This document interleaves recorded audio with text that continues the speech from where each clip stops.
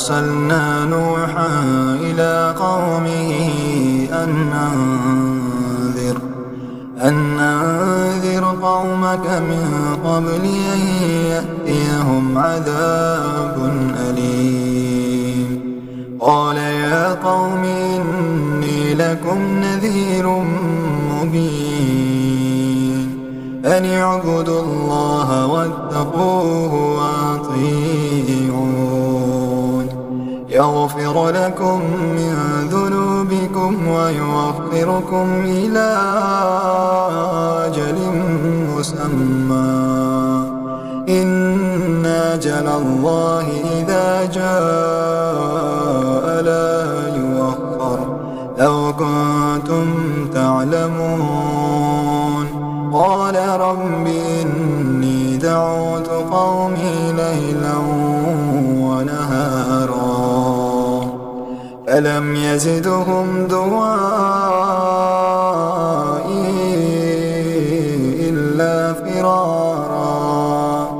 وإني كلما دعوتهم لتغفر لهم جعلوا أصابعهم في آذانهم واستغشوا ثيابهم وأصروا واستكبروا استكبارا ثم إني دعوتهم جهارا ثم إني أعلنت لهم وأسررت لهم إسرارا فقلت استغفروا ربكم إنه كان غفارا يرسل السماء عليكم مدرارا ويمددكم بأموال وبنين ويجعل لكم جنات ويجعل لكم أنهارا ما لكم لا ترجون لله وقارا وقد خلقكم أطوارا ألم تروا كيف خلق الله 7 سماوات طباقا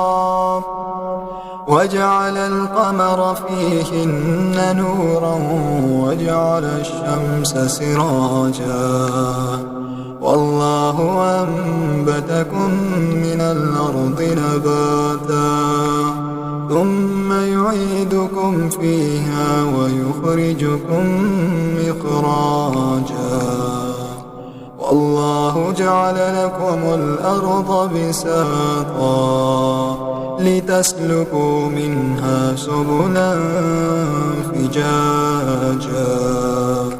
قال نوح رب إنهم عصوني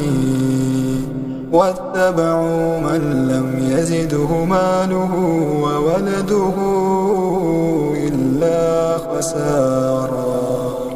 ومكروا مكرا كبارا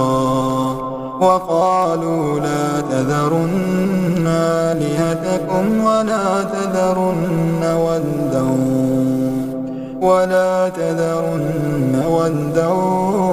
ولا سواعا ولا يغوث ويعوق ونسرا وقد أضلوا كثيرا ولا تزد الظالمين إلا ضلالا مما خطيئاتهم أغرقوا فأدخلوا نارا فلم يجدوا لهم من دون الله أنصارا وقال نوح رب لا تذر على الأرض من الكافرين ديارا إنك إن تذرهم يضلوا عبادك ولا يلدوا إلا فاجرا